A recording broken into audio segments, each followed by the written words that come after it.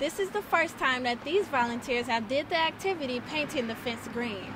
The director of the park district say they plan on painting somewhere inside next year. Budget shortfalls are the cause of the reduced library hours. With the mayor's announcement, some things will be back to normal, but people still aren't satisfied. This is Jasmine Parker reporting for Newsbeat. The push for younger voters has become a key strategy in the Obama campaign, which overwhelmingly won those under the age of 30 in 2008. Wet paint, rollers, and paintbrushes. They were in the hands of volunteers from Trident Community College October 27th. They came to Burton Park to give an old fence new life. We had some repairs done on the fence, and this will enhance the park so that the people can see one color fence. This is the first time that these volunteers have did the activity painting the fence green. The director of the park district say they plan on painting somewhere inside next year. Volunteers put in a lot of effort in the paint job. Some even got on the ground. And even though it was a little chilly, that didn't stop them from having fun and making a difference. It feels good to be doing something for somebody else. I love it because I'm a big proponent of service learning and community service in general. So for me, this is what we need to be doing. It does my heart good to see people kind of give back and an intrinsic value.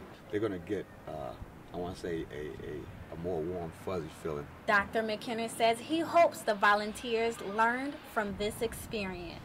I want them to get an idea of what volunteerism is, and then as they ride by on their way to school, on their way to home, they can always look and say, I made a difference. This is one out of 8 projects that Trident College participated in this day. Make a Difference Day is held every year at the end of October.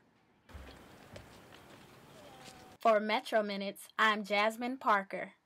This economy going with half of Cold beer and politics. have our loan program job. Thanks, Jeremy.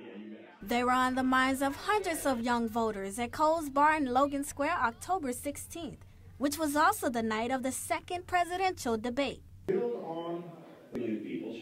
This is an opportunity for young people to come together to talk about the issues that matter to them in this election. The push for younger voters has become a key strategy in the Obama campaign, which overwhelmingly won those under the age of 30 in 2008. But a recent poll by Harvard University found turnout at the polls among young voters won't be nowhere near the level seen 4 years ago. While enthusiasm may be down, many say they still plan on voting for the president next month. I'm voting for Barack Obama. I'm typically a Democrat voter, and I believe in the health care bill. I believe in Obamacare. I'm voting for Obama because I personally like the Democrats more than Republican candidates. Barack Obama.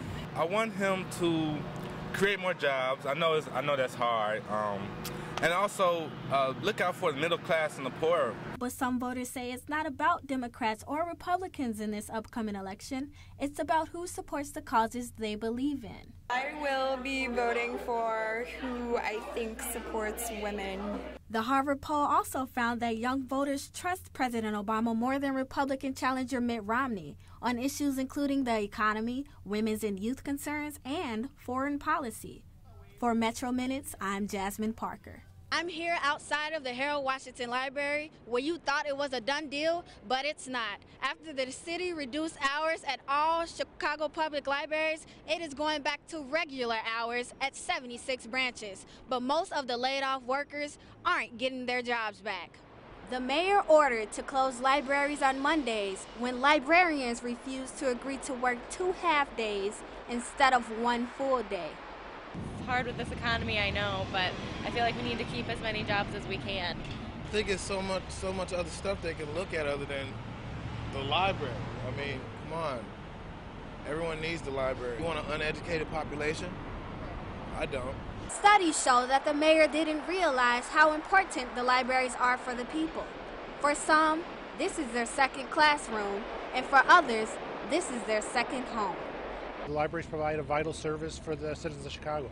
Budget shortfalls are the cause of the reduced library hours. With the mayor's announcement, some things will be back to normal, but people still aren't satisfied. This is Jasmine Parker reporting for Newsbeat.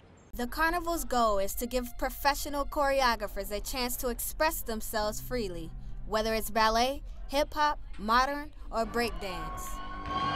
This is where you leave it all on the floor right here. This is Choreographer's Carnival. This is the top of the mountain right here. I've never been to an event like this before. I heard about it in LA, and I know it's been in LA for more than 12 years. So for it to be here in Chicago, I definitely had to make it out. As dancers get ready to perform, they are hoping to leave a mark on this stage. I think it would be nice for the audience just to really appreciate all of the different types of dances that are at Carnival, because it's not just a typical hip-hop show or a contemporary show. The crowd claps and praises as dancers put their moves out on the stage. If it's a buck piece, like, feel that piece and like give props, or if it's like a mellow piece that like should be heartfelt, like get that from the choreographer. I think it's gonna be really fun. I'm sure that all these groups are like putting out their best, so we're excited. I think I'm gonna have a great time. It's exciting, lots of good energy going here. Supporters seem to enjoy themselves and feel that this event is a great experience. It's very modern. I like the fact that it's very dramatic, that there's a lot of kind of interpretation, and it's a good variety too. It's really fun. The show was amazing. I loved it. The next event will be in May. For more information about the Choreographer's Carnival event, go to choreographercarnival.com. Rapper Nelly's tour bus has been raided. The website TMZ reports that police entered Nelly's tour bus for a routine search at a Border Patrol checkpoint in Texas. Over 0.6 ounces of heroin, more than 10 pounds of marijuana, as well as a loaded handgun was found on the bus. Nelly and 5 others were questioned. Only one person, not Nelly, was charged. Thanks, Queenie. Columbia students have started a new trend with a class project helping to benefit others. Photography major Daniel Westo created the Lakota Spirit Project to stimulate economic growth and higher standard of living for Native Americans.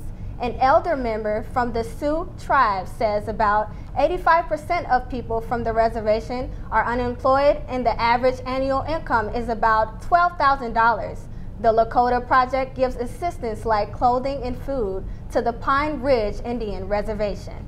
Coming up next, we'll have the latest on what's happening to Twinkies and the other Hostess snacks.